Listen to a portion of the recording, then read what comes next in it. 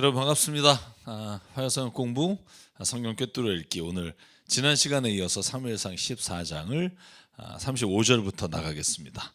35절부터 나가기 전에 저희가 한번 그 사무엘상 14장의 이야기를 조금만 더 회상을 해보면, 사울 왕이 이제 이스라엘 백성과 또 블레셋 사이에 전쟁이 일어났고, 그 전쟁은 요나단이 그 적을 기습하면서 시작됐습니다.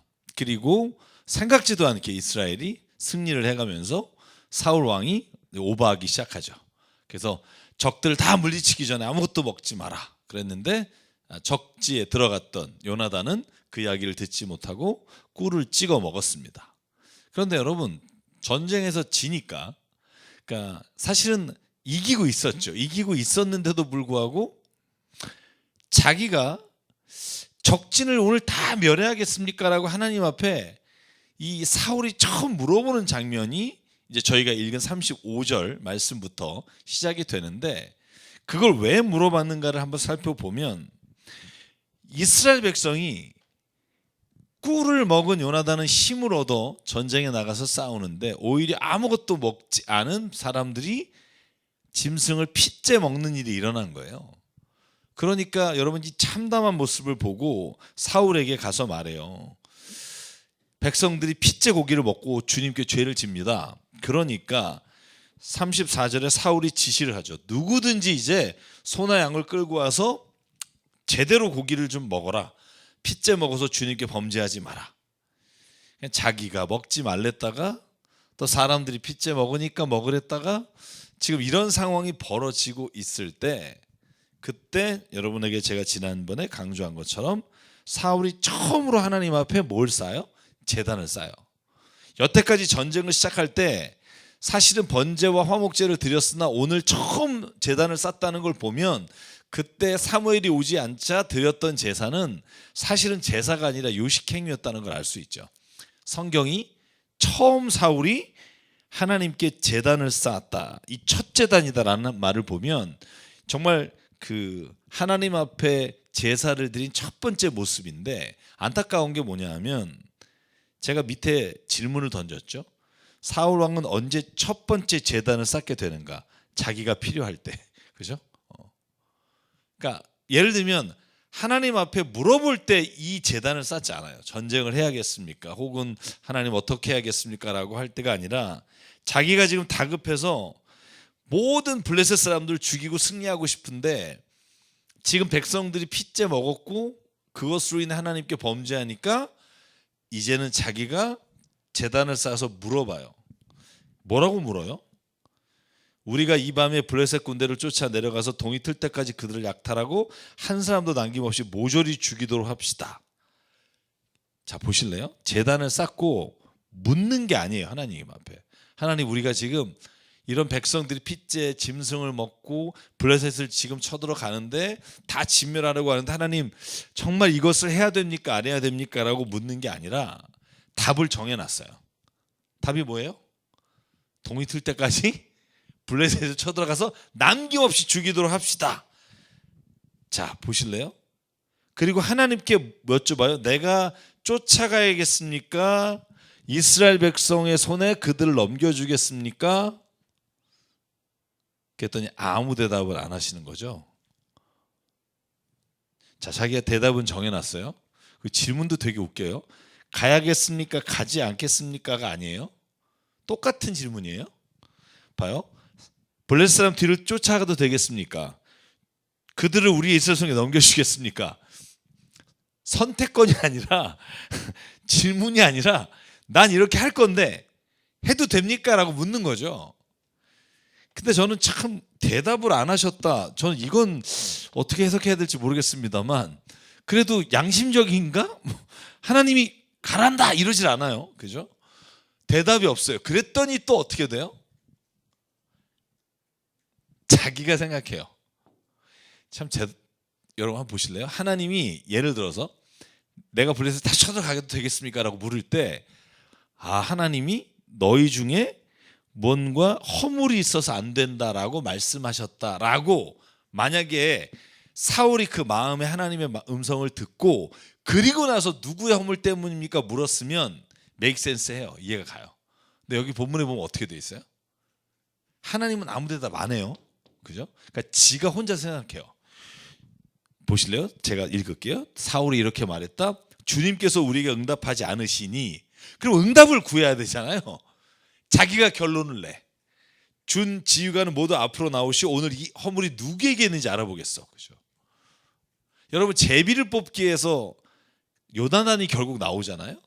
근데 그 제비를 뽑기를 누가 한 거냐 하면 그냥 사울이 한 거예요. 하나님은 아무 말씀 안 하시니 사울 말이 이렇죠.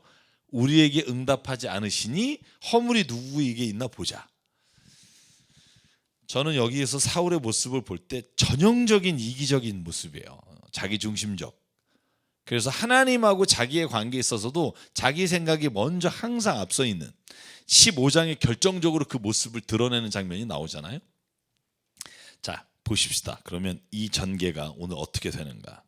자, 14장 42절에 보면 이제 제비를 다 뽑았어요. 그래서 사울하고 요나단 집, 그러니까 사울의 집에만 남은 거예요. 그 중에 뽑았어요. 그랬더니 요나단이 걸렸어요. 한번 보실래요? 저는 이 장면이 가장 14장에서 사울의 적나라한 모습이 드러나는 장면이라는 생각이 드는데, 요나단에게 물어요. 네가 무슨 일을 했길래 뽑혔냐? 그랬더니 요나단이 말해요. 손에 들고 있던 막대기 끝으로 꿀을 조금 찍어서 맛보았습니다. 죽을 각오를 하고 있습니다. 요나단은 만약에 자기가 잘못한 게 있다면 죽겠다고 사울에게 말해요. 근데 한번 돌이켜 볼까요? 뭘 잘못했죠? 요나단이 뭘 잘못했죠? 예를 들어서 사울이 아무것도 먹지 말고 적진을 향해 나가라 그랬을 때 요나단이 들었다면, 듣고도 찍어 먹었다면 죄를 진 거죠. 근데 요나단은 듣지 못했고, 물론 간접적으로 들었으나 요나단은 아니 이런 멍청한 짓을 했을까, 그리고 꿀을 먹고 이렇게 눈이 밝아지는데, 그래도 요나단은 받아들여요. 만약에 제가 죽어야 된다면 죽겠습니다. 근데 사울이 더 웃겨요. 44절. 사울이 선언을 해요. 요나단아, 너는 죽음을 피할 수 없고 내가 너를 처형하지 않으면, 자, 그 다음 단어에 제가 분홍색을 했어요. 내가 너를 처형하지 않으면 우리 이스라엘 백성이 화를 당한다. 이러면 이해할 수 있겠어요. 아, 사울이 이 범죄한 사람을 골라내서 이스라엘 백성이 승리하게, 하나님이 나에게 천벌을 내실 거라는 거예요. 전형적이죠. 자기 중심이에요. 자식 새끼도 없어요. 지금 사울은요, 만약에 자기에게 이득이 된다면 정말 자식이든 뭐든 사울의 이 모습은 끝까지 가요. 저는 이 모습을 보면서 사울이 비록 하나님이 그를 이스라엘의 왕으로 세운 사람이지만, 그가 왕의 권좌에 올라서 본인이 교만하게 됐을 때 모습을 그대로 보여주는 거죠. 우리가 신앙생활 하면서 이럴 때가 얼마나 많은지 몰라요. 처음에는 주님 앞에 부끄럽고 죄인이고 내가 정말 연약하고, 그런데 내가 하나님의 능력으로 말미암아 내가 어떤 일을 행할 때마다 놀라운 일들이 일어나거나 역사를 체험하게 됐을 때 생각들이 이렇게 되는 거예요. 그때는 내가 중심이 돼요. 내가 망신당하면 안 되고, 하나님의 이름보다는 내가 드높여야 되는 것이 막혀서는 안 되는 거죠. 여러분, 그래서 결국은 오늘 사울처럼 망하는 사람이 얼마나 많은가 하는 것을 보게 됐으면 좋겠고요. 그래서 이스라엘 백성이 오히려 사울에게 이렇게 호소합니다. 요나단을 죽이지 마십시오. 여러분, 이 장면이 너무나 재밌잖아요. 그죠? 오히려 요나단의 현명한 생각을 이스라엘 백성들은 알게 되는 거죠. 왜 요나단을 죽이냐? 네가 죽어야지. 뭐 이런 말 아니겠어요? 저는 그렇게 봐요. 네가 죽어야지. 왜 요나단이 죽니? 그럴 수 없습니다. 머리털 하나라도 땅에 떨어지게 하면 안 됩니다. 근데 거기에 뭘 맹세를 해요? 주님께서 살아계심을 두고 우리가 맹세하는데 요나단 잘못 아니다. 제가 여기서 질문 하나 할게요. 왜 요나단이 제비를 뽑혔을까요? 하나님이 이렇게 하셨을까요? 왜냐면 성경에 안 나오니까. 안 나오면 우리가 좋을 대로 생각해도 되죠. 저는 여기에서 사울의 그 적나라한 모습을 사람들 앞에 드러냈다고 봐요. 자기가 잘못한 죄를 아들한테 뒤집어 씌워서 그 아들을 죽임으로 인해 자기 자신이 살려고 하는 이 모습이 아마 백성들 앞엔 역겨웠을 거라고 생각해요. 역겨웠을 거다. 그러니까 하나님은 이미 사울을 버리셨고 이제 백성들도 사울을 보면서 한심한 모습을 가지고 이제 사울을 바라봤을 거다라는 생각이 들어요. 그래서 이게 하나님이 하셨는지 아니면 정말 우연히 뽑혔는지에 대해서는 제가 모르지만 이 일의 결과는 결국 사울이 스스로 왕의 자리로의 그 사람들의 인정을 포기하는 장면이 돼요. 제가 이걸 좀 정리해 봤어요. 자, 14장을 정리하면 이렇습니다. 사울 왕이 자신이 내린 명령을 책임지지 않기 위해 아들 요나단을 죽이려고 했어요. 자, 금식을 명령한 게 하나님이 명령했나요? 아니요. 자기 영웅심이었고 고기를 다시 먹어라. 그리고 블레셋을 쫓아가라. 이건 하나님이 했나요? 아니요. 그냥 자기가 승리에 도취돼서. 그러니까 모든 결정은 하나님에게 뜻을 묻는 게 아니라 자기의 영웅심으로 일을 했다는 거죠. 자, 첫 번째 제단을 쌓고 하나님께 물었어요. 대답하지 않았어요. 그때 결론 내린 것도 자기 자신이에요. 제비 뽑아서 누구 잘못인지 알게 하자. 44절 요나단을 처형하지 않으면 하나님이 자신에게 천벌을 내릴 것이다 라고 결국 요나단을 죽이려고 했던 이유도 자신 때문이에요. 결론은 사울은 블레셋과의 전투에서 단 한 번도 하나님의 뜻을 물은 게 아니라 자기 자신에게 유리한 게 뭔가를 끝까지 가다가 결국 백성에게도 하나님에게도 버림을 받는 모습을 보게 됩니다. 그러니까 저는 우리가 이렇게 생각할지 몰라요. 15장에 뭐 아말렉과의 전투에서 양과 소와 살찐 것들을 남겨놓은 것 때문에 하나님이 사울을 이제 버리셨다 이렇게 얘기를 하는데 저는 사울의 이런 끊임없는 모습들이 하나님 이스라엘의 백성의 왕으로서의 사울의 자격에 대해서 더 이상 기회를 주면 안 됐다고 하는 결론에 이르셨다고 봐요. 그러니까 여러분 하나님이 참으시고 회개할 기회를 주셨을 때 회개해야지 안 그러면 이 회개의 기회가 영원히 있는 건 아니라는 생각합니다.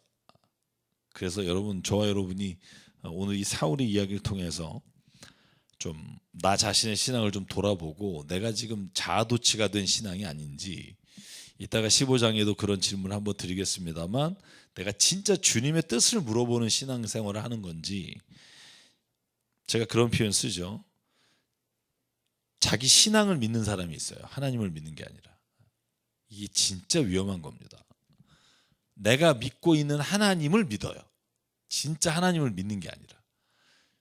그래서 우리가 독단적이 되고 그래서 과격주의가 되고 그래서 광신자가 되는 거예요. 광신자는요 하나님을 열심히 믿어서가 아니라 자기가 믿고 있는 하나님에 대한 열성이 있을 뿐이라고요. 제가 나중에 한번 제가 책을 인용해서 이따 15장에 설명드릴게요. 자, 그러면 14장 마지막 여기가 참 재밌다고 표현을 해야 되나? 다 전쟁 이제 쫓아가지 않고 블레셋은 블레셋대로 도망가고 이제 이스라엘은 더 이상 뒤쫓지 않고 돌아왔어요. 근데 47절 이렇게 되어 있어요. 사울은 이스라엘을 다스릴 왕권을 얻은 다음부터 사방에 있는 원수가 전쟁을 했죠. 그는 모압과 암몬과 에돔과 소바 왕과 블레셋과 맞서 싸웠는데 어느 쪽으로 가서든 늘 이겼다 이렇게 되어 있어요. 재밌어요. 저 같으면 하나님이 사울 왕 꼴도 보기도 싫어서 그냥 지게 할 텐데 이기게 하셨다고. 근데 그건 사울 왕을 사랑하셨기 때문이 아니라 이스라엘 백성을 사랑하셨기 때문이죠. 그러니까 이걸 혼돈하면 안 된다는 거예요. 저도 이런 혼돈이 있을 때가 있어요. 하나님이 정말 내가 지금 맡고 있는 이 일과 사람들 때문에 나를 연명시켜 주시는 건지 아니면 진짜 내가 예뻐서 하나님이 이 일을 나에게 계속 시켜주시는 건지는 우리는 현상을 보면 알 수 없고 그게 기회라는 걸 알아야 돼요. 어떤 기회냐? 회개할 기회. 그러니까 모든 일이 잘 돼. 아, 내가 한 게 다 잘 된 거구나라고 착각하면 안 되고 내가 죄를 졌음에도 불구하고 이 모든 것들이 잘 되면 그때 오히려 하나님 앞에 두려운 마음을 가져야 된다는 거예요. 왕의 십자가라는 책을 제가 지금 이제 독서 모임을 하는데 그 책에 마가복음에 관한 책인데 재미있는 표현이 있어요. 여러분 그 풍랑이 막 일 때 제자들이 두렵잖아요. 그죠? 우리가 죽게 됐습니다라고 누구한테 가죠? 바닥에 있는 예수님 찾아가잖아요. 근데 저희가 못 봤던 단어가 하나 있어요. 뭐 우리 목사님들 봤을지 모르겠는데 내려갔어. 예수님이 야 아직도 믿음이 없냐 그러고 올라오셔서 풍랑을 잔잔케 하셨잖아요. 그 다음에 나온 단어가 뭔지 알아요? 그 다음에 재밌는 단어가 뭐냐면 풍랑이 잔잔해졌잖아요. 그죠? 모든 것이 일상이 돌아왔잖아. 근데 그 다음 단어가 뭐냐면 제자들이 심히 두려워하여 예수님을 쳐다봐요. 그래서 거기 질문이 뭐냐면 왜 제자들은 풍랑이 일 때보다 풍랑이 잔잔한 다음에 더 심히 두려워해졌을까? 그 질문이에요. 저는 사실 성경을 그렇게 봤어도 이걸 본 적이 없어요. 물어본 적도 없고. 근데 그 책에서 준 대답이 뭐냐면 저도 공감하는 게 뭐냐면 하나님이 누구신지 하나님의 하나님 되심을 깨닫고 믿게 된 다음에는 풍랑보다 더 무서우신 분이라는 걸 알게 된다는 거예요. 풍랑 그까이 거 그거는 그냥 치다가 마는데 그걸 창조하시고 천지를 만드신 하나님이 누구신지를 딱 만나게 되면 그 경외함과 두려움 가운데 사로잡힐 수밖에 없다는 말이 너무 와닿았다는 거죠. 그러니까 세상의 풍파가 너무 힘들 때 막 하나님 원망하지만 진짜 내가 하나님이 누구신지를 딱 경험하고 나면 세상의 풍파 그까이 건 뭐 별거 아니고 진짜 내가 두려워야 될 분은 물론 나를 사랑하시지만 와 하나님은 이런 분이구나. 하나님은 능히 나를 죽일 수도 있고 살릴 수도 있고 하나님은 능히 세상을 창조하실 수도 있고 멸망시킬 수도 있는 분이고 내가 그런 분이 나의 하나님이시고 나의 아버지시구나라는 걸 깨닫게 됐을 때 처음에 반응은 두려움이라는 거예요. 하나님 내가 진짜 하나님. 그래서 누가복음 5장에 보면 제자들이 왜 예수께서 나를 따라오라 할 때 나는 죄인입니다 라고 두려워하잖아요. 사울이 이후의 전쟁에 승리해요. 그것도 늘 이겨요. 근데 이건 사울이 잘했기 때문에 주시는 게 아니라 하나님이 하나님 되심을 이스라엘 백성에게 보여주시기 위해서 승리하게 하신 건데 저는 사울이 이 모든 것들을 15장에 가면 결정적으로 자기가 그래도 잘났다고 그래서 하나님이 승리를 주셨다고 생각해요. 안타까운 거죠. 오판인 거죠. 사울 왕 때문이 아니라 이스라엘 백성, 다시 말하면 하나님의 약속을 하나님이 지키시기 위해서 하신 거라는 걸 알아야 돼요. 성경에 그런 말이 얼마나 많이 나와요. 롯이 구원받은 거 하나님이 아브라함과의 약속과 아브라함을 기억하셔서 한 것이고 이스라엘 백성의 므낫세나 이 왕들이 죄를 더럽게 많이 졌는데 왜 그를 이스라엘 백성 멸망시키냐나 다윗과 약속하신 거 다윗을 기억하셨기 때문이고 뭐 이런 거잖아요. 근데 내가 잘났다고 생각하는 거죠. 자, 그래서 15장에 결정적으로 이제 하나님이 사울 왕 세운 것이를 한탄하시는 장면. 저는 후회라는 말을 한탄으로 번역하겠다고 말씀드렸습니다. 한탄하시는 장면이 여기에 시작됩니다. 자, 1절부터 한번 볼게요. 사무엘이 사울에게 말했다. 주님께서 나를 보내셔서 임금님에게 기름을 부어 주님의 백성 이스라엘을 다스릴 왕으로 세우게 하셨습니다. 하나님 말씀하시니까 들으십시오. 이스라엘이 이집트에서 나올 때 아말렉이 이스라엘에게 한 일, 곧 길을 막고 대적한 일 때문에 아말렉을 벌하겠다. 이건 하나님이 이스라엘 백성에게 특별히 사울에게 명령하신 거예요. 이 일은 반드시 네가 맡아야 된다. 이게 헤렘 전투라 그러잖아요. 우리가 히브리 말로 진멸 전쟁. 이게 우리가 보통 여호수아서에서 가나안 땅을 점령할 때 하나님께서 진멸하라고 하시는 본문에 나오는 그죠? 근데 그러지 않은 것 때문에 여리고성에서 그 잘못으로 인해 사실은 전쟁에 아이성에서 패배하는 일이 있고 여기서도 마찬가지예요. 하나님이 남자와 여자 모든 것 진멸하라 이렇게 말씀하셨다는 거죠. 왜냐하면 아말렉은 성경에 보면 뒤에 처진 이스라엘 백성들에게서 약탈하고 죽였다 이렇게 되어 있어요. 그래서 15장을 읽어보면 여인들의 그러니까 이스라엘의 아낙네들을 죽인 너네들을 하나님께서 갚아주신다 이런 표현들을 쓴단 말이죠. 자, 그래서 전투를 했어요. 자, 승리했습니다. 자, 전투에서 진 게 아니에요. 다 승리했어요. 그런데 오늘 이제 그 전에 잠깐 볼 게 뭐냐면 아말렉과의 전투에서 사울이 겐 족속, 겐 사람들에게 대피 명령을 내려요. 자 볼까요? 사울이 겐 사람들에게 경고합니다. 뭐라고? 당신들은 여기에서 떠나시오. 내가 아말렉 사람들을 칠 때 당신들을 함께 치지 않도록 그들 가운데서 떠나시오. 왜냐하면 이스라엘 자손이 이집트에서 올라올 때 그들에게 친절 베푼 사람입니다. 겐이 누구죠? 겐 사람들이 미디안 광야 사람들이죠.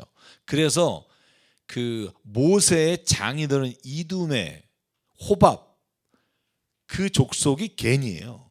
그래서 사사기 10장 31절에 보면 모세가 그들은 미디안 광야에서 그냥 있으려고 그랬는데 미디안 광야가 이스라엘 지도로 치면 이 오른쪽 밑이잖아요. 그랬는데 모세가 부탁하죠. 우리가 이 길을 초행길이라 여러분들 우리를 좀 위해서 같이 가주십시오. 그래서 겐 족속이 나중에 이스라엘 족속으로 그죠? 그래서 이 레갑이 겐 족속이다. 내가 말씀 설명드린 적 기억 안 나시겠죠? 그래서 레갑 족속이 나와요. 나중에 역대상에 보면 그게 겐 족속이에요. 그래서 나중에 이방 미디안 사람이었지만 결국 이스라엘 지파에 편입이 된 사람들이죠. 근데 왜 겐 족속들이 지금 아말렉과 같이 있을까요? 아말렉도 여러분 보시면 이 가네스 바네아 밑에 그 바로 주변에서 있었던 족속이란 말이죠. 아말렉이 그 광범위하게 퍼져 있던. 그래서 아마 저도 이걸 여러 가지 자료를 봤는데 겐 족속이 그들과 섞여 있는 사람들이 있어서 아말렉을 전쟁하기 전에 너네들은 피해라. 너네들이 피해가 안 가게 하라라고 겐 족속을 대피하게 했습니다. 그래서 왜냐하면 그들이 이스라엘 백성에게 친절을 베풀었던 사람이기 때문입니다라고 나와 있어요. 그래서 이제 겐 족속을 다 뺐죠. 그리고 전투가 시작됐어요. 여러분 전투는요 그냥 한두 줄로 끝나요. 그냥 이스라엘이 이겼다 끝. 보시면 그리고 아말렉과 아각을 잡아요. 5절 백성을 잡았어요. 다 죽였는데 근데 아각은 뭐 나중에 억지로 죽이지만 보실래요? 양떼와 소떼 가운데 좋은 것들을 남겨뒀어요. 우리가 이 장면은 뭐 너무나 목사님들 설교 많이 해서 너무나 잘하는 장면이기 때문에 내용은 좀 빨리 넘어가고 의미만 나눠볼게요. 자, 여기에 본문에 뭐라고 돼 있냐면 사울의 속마음이에요. 왜 안 죽였죠? 여기 보면 무엇이든지 모두 아깝게 여겨요. 자, 이게 속마음이에요. 아우 저걸 어떻게 죽여? 저 포동포동한 송아지를 저거 가져가면 얼마나 이거 잘 먹을 텐데 그랬어요. 그런데 그 모습을 보고 사무엘에게 주님이 말하기를 내가 사울 왕을 세운 걸 한탄한다. 이렇게 말해요. 그랬더니 사무엘이 괴로운 마음으로 밤새도록 주님께 부르짖었다. 자, 퀴즈. 사무엘이 뭐라고 기도했을까요? 괴로워하면서. 뭐 때문에? 뭐라고 기도했을까요? 이건 뭐 나오지도 않는 걸 왜 물어봐 씨 뭐 이런 얼굴 하는데 왜 괴로워했을까? 주님께 부르짖으면서. 자, 퀴즈예요. 네. 맞힌 사람에게 뭐 목사님들 뭐 한 번 이 특강 할 수 있는 기회를 더 안 맞추겠네. 16장 1절 보실래요? 16장 1절. 16장 1절에 보면 주님이 다윗을 고르러 갈 때 저도 요번에 이걸 봤는데 이렇게 말씀하시더라고요. 자, 내가 읽어볼게요. 주님께서 사무엘에게 말씀하셨다. 사울이 다시는 이스라엘을 다스리지 못하도록 내가 이미 그를 버렸다 하는데 너는 언제까지 사울 때문에 괴로워할 것이냐. 자, 이걸 보면 사무엘이 뭘 괴로워했다는 걸 알 수 있을 것 같아요. 하나님 이스라엘의 초대왕으로 하나님이 부르셔서 사울을 왕으로 세웠는데 왕을 이제 패하시겠다는 게 이게 말이 됩니까? 사실 이런 기도였을 것 같아요. 물론 제 생각이에요. 그러나 여기 보면 하나님이 책망하잖아요. 너 언제까지 이렇게 괴로워하고 있을래? 내가 걔를 버렸다니까. 3번 얘기해요. 하나님 3번. 근데 사무엘은 자기가 기름 부은 왕이 그 직위를 다 마무리 못하고 하는 것에 대한 그 후회? 아니면 연민? 뭐 이런 게 있는 거죠. 제가 그 줌으로 성경 공부하는 팀한테는 말씀을 드렸는데 그 영화 26년이라는 거 봤나요? 보셨나요? 저는 지난주에 봤어요. 지난주. 너무 좀 오래된 영화잖아요. 근데 너무 보라고 누가 그랬는데 봤어요. 근데 그 영화 기억하실지 모르겠는데 뭐 이거 그 5.18 전두환 씨를 이렇게 죽이려고 하는 사람들, 그러니까 광주에서 그 총에 죽은 사람들의 자녀들이 도저히 그 상처로 뭐 부모들을 잃고 그 상처로 인해 너무너무 괴롭고 역사적 사실 진실은 잘 안 되고 뭐 이런 장면들이 나와요. 그래서 저는 뭐 그걸 얘기하려고 하는 게 아니라 그렇게 죽이려고 모의를 하고 직접 이제 실행을 옮기는데 거기 비서실장인가 하는 사람이 나와요. 그러니까 전두환 씨를 지키는 사람. 근데 그 사람이 다 막아내요. 약간 저 사람이 죽을 수도 있겠다 보는데 다 막아내요. 다 그 사람들을 죽여요. 그러니까 전두환 씨를 죽이려고 하는 사람을 다 막아내고 다 죽여요. 그래서 저는 저 사람 참 그래도 자기끼리는 의리가 있다 뭐 이런 생각했어요. 끝까지 의리가 있네 막. 근데 여러분 그 장면에서 기억하시는지 모르겠어요. 마지막 그 비서실장이 전두환 씨한테 총을 겨루면서 욕을 해요. 아니 깜짝 놀랐습니다. 욕을 하면서 뭐라 그런 줄 알아요? 이렇게 말해요. 너는 저 사람들한테 죽어서도 안 되고, 너는 법정에 가서 져서도 안 되고, 너는 절대로 네 생명이 다하는 날까지 잘 살다 죽어야 돼. 왠 줄 알아? 그래야 내 인생이 헛되지 않았다는 걸 증명할 수 있으니까. 저는 이 장면 보면서 소름이 끼친 거예요. 그러니까 뭔가 이 사람이 옳다고 해서 지키는 게 아니라 내가 지금 살아온 인생이 내가 보기에나 다른 사람 보기에나 자식들 보기에 떳떳하지 않고 잘못된 인생을 살았다는 말을 듣기 싫으니까 너는 끝까지 건강하게 법정에서도 죄에 대해서 더 이상 범죄를 인정하지 말고 살아야 된다. 이런 막 소리 지르는 장면이 나와요. 결국 그 사람도 죽죠. 저는 그걸 보면서 무슨 생각했냐면 때로는 우리가 뭔가 잘못된 신앙인의 모습이 내게 있다는 걸 알아요. 내가 지금 이렇게 생각하는 게 하나님이 진짜 원하시는 걸까라고 의문이 들 때가 있을 때가 있어요. 그런데 끝까지 내가 지금까지 살아온 이 신앙의 여정에 내가 잘못됐다고 하는 것을 인정하기가 싫어서 끝까지 그 잘못된 신앙을 붙들고 있는 분들을 내가 가끔 볼 때가 있어요. 저는요, 만약에 내가 지금 잘못 알았어서 신앙생활에서 무엇인가 내가 틀린 것을 발견했을 때 잘못했다고 내가 하나님 앞에 회개하고 다른 사람 앞에 실수를 인정할 수 있는 사람이 진짜 믿음 안에서 살아가는 사람이라고 생각합니다.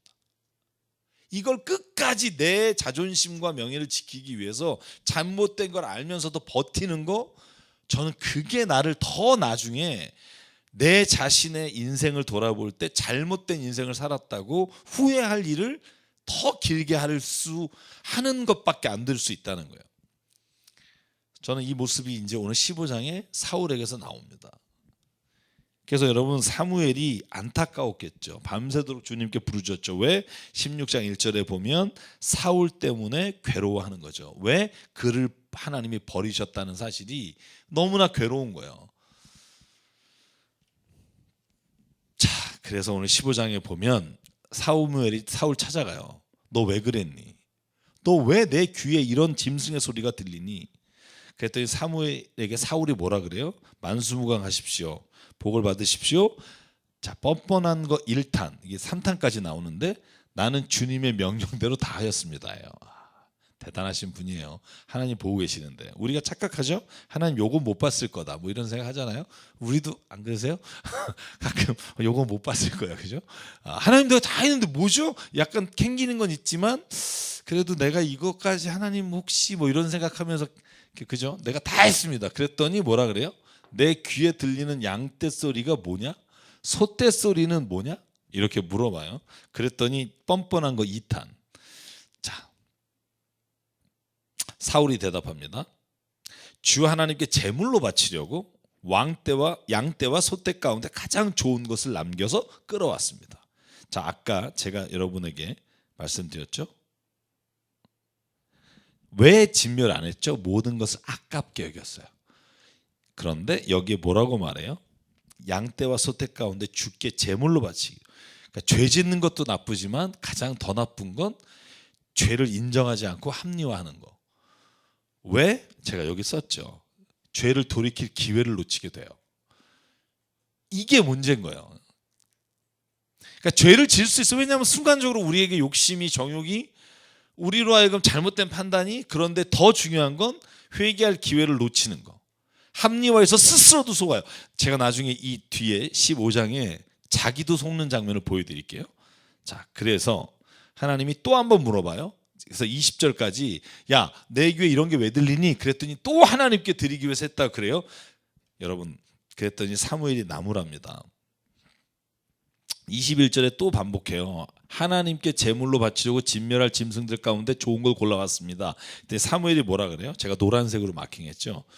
주님께서 어느 것을 더 좋아하겠니? 주의 말씀에 순종하는 거니? 아니면 번제와 화목제 드리는 거니?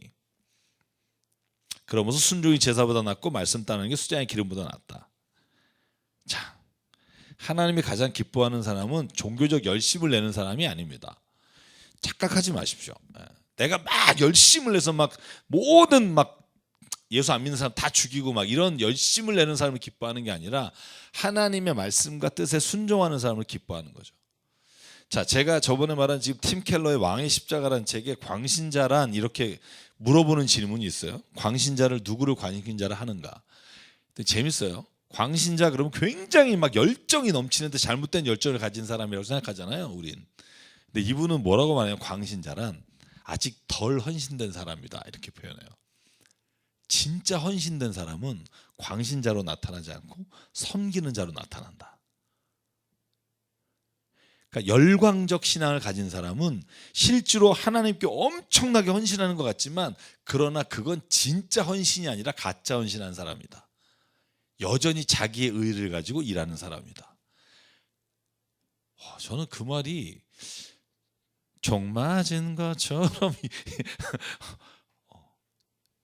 야, 그렇지. 아까 제가 그 영화에 말씀드린 것처럼 때로는 자기 걸 지키려고 열정을 내는 거지, 하나님의 말씀이 무엇인지, 하나님이 원하는 것이 무엇인지를 먼저 구하지 않는 사람이 광신자라는 거예요. 그래서 광신자와 진짜 신자의 차이는 뭐냐면, 광신자는 자기가 덜 헌신했으므로 독선적이고, 진짜 헌신한 사람은 순종했으므로 십자가의 길로 가는 사람이다. 저는 그 말이 너무 멋있었던 것 같아요. 그래서 저는요, 사울은 점점 더 자기 스스로가 말한 거짓말에 스스로가 도취가 돼요. 여러분, 그런 거 있잖아요. 거짓말도 하다 보면 내가 믿게 돼요. 그런 경험 없나요, 여러분들은? 희한한 법칙이에요. 오늘 사울이 그렇게 돼요. 자, 보실래요? 다 여기 사울이 15장에 두 번 회개해요. 재밌죠? 회개한다니까요. 왜 그럼 하나님 회개했는데 벌을 주시죠? 왜 회개했는데 왜 왕권을 뺐죠? 왜 그럴까요? 제가 질문 먼저 할게요. 왜 그럴까요? 왜 회개했는데 하나님이 사울 왕을 폐위시킬까요? 회개를 안 했죠. 왜 여기 회개했잖아. 내가 죄졌습니다. 두 번이 그렇죠. 내가 여기 어떻게 보셨어요? 거짓 회개 짠 거 같네. 거짓 회개. 왜냐하면 회개라는 단어를 써요. 내가 죄를 졌습니다 써요. 그런데 핑계는 다른 사람에게 돌려요. 이건 회개가 아닌 거죠. 자, 보실래요? 어떻게 처음에 뭐라고 말하냐면, 하나님 내가 죄를 졌습니다요. 주님의 명령과 예언자의 말씀하시면 어겼어요.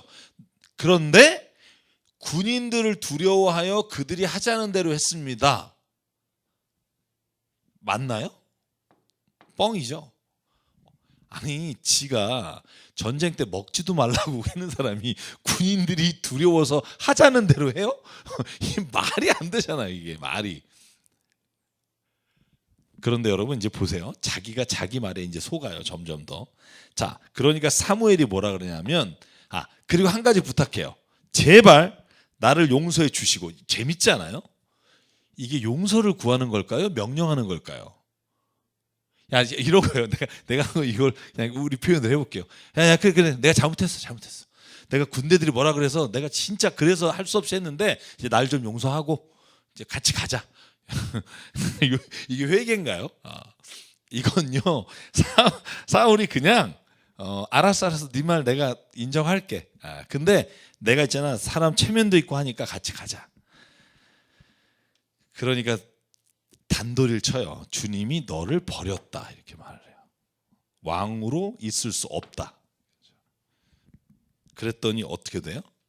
사울이 사무엘의 옷자락을 잡아요. 막 바지가랭이를 잡는 거죠. 제발 좀. 그랬더니 사무엘이 그에게 말했다. 주님께서 오늘 이스라엘의 나라를 이 옷자락처럼 찢어서 임금 위에서 빼앗아 더 나은 사람을 줄 거다. 자, 여기서 끝나지 않아요. 또 나와요. 자, 보십시오. 지금 28절까지 이래요. 그리고 나서 30절에 사무엘이 이제 돌아서 가려고 하니까 또 회개해요. 내가 죄를 지었습니다. 여러분 이 두 번의 문장만 보면 하나님 너무하신 것 같아요. 사울이 회개를 2번이나 했는데 어쩜 이렇게 용서하지 않나? 뭐 그런데 보시죠. 그 다음 단어가 뭐예요? 잘못했습니다. 그러나 나의 백성 이스라엘과 백성의 장로들 앞에서 나의 체면을 좀 살려주십시오. 그러니까 끝까지 자존심을 내려놓지 못하고 회개라고 하는 단어는 쓰고 있으나 그 회개는 진정한 자기의 죄를 하나님 앞에 고백하는 게 아니라 끝까지 자기 체면을 유지하기 위한 용으로 회개를 해요. 여러분 우리가 신앙생활하면서 이런 회개를 하시는 분들이 때로는 있다는 걸 알아요. 진짜 회개가 아니죠. 잘못한 걸로 치자 뭐 이런 식인 거죠. 여러분 그때 사무엘이 사울을 따라 돌아가니 사울이 주님께 경배를 드렸다. 뭐죠? 결국 사무엘은요 함께 가줘요. 31절에 보면 사무엘은 라마로 돌아갔고 사울은 사울 기브아에 있는 자기 집으로 가요. 그런데 34절에 그렇고 31절은 저는 사무엘은 끝까지 사울을 그래도 도와줘요. 체면을 살려줘요. 주님께 경배하는 자리를 데려가요. 그런데 사울은 진짜 회개한 게 아니라 16장 1절에 이제 하나님과 사무엘 사이에서 하나님이 사무엘에게 명령하시죠. 미련을 버려라. 그는 회개한 게 아니다. 끝까지 자기 자존심을 세우기 위한 거지 진짜 내 앞에서 회개한 자가 아니다. 그래서 저는요 회개하는 사람이 자존심을 갖고 있다? 이건 회개한 게 아니라고 봐요. 회개한 사람은 자존심이 아니라 이제는 온전히 하나님 앞에 내가 다 내려놓을 때 회개가 되는 거죠. 자, 오늘 여기까지 진행을 하겠습니다. 16장을 시작하면 16장에 또 너무나 많은 이야기들이 전개가 됩니다. 그래서 16장부터는 우리가 다음 주에 이제 다윗의 이야기와 함께 전개되고 16장 여러분 잘 알잖아요. 이새의 집에 가서 다윗을 뽑게 되는 장면, 17장에 가면 이제 골리앗과의 전투에서 이제 다윗이 인정받는 장면, 뭐 이렇게 쭉 전개가 되는데 사실은 다음 주부터는 조금 더 전개를 빨리 해서 진행을 한번 해보겠습니다. 하여간 주님 안에서 한 주 동안 승리하시고요.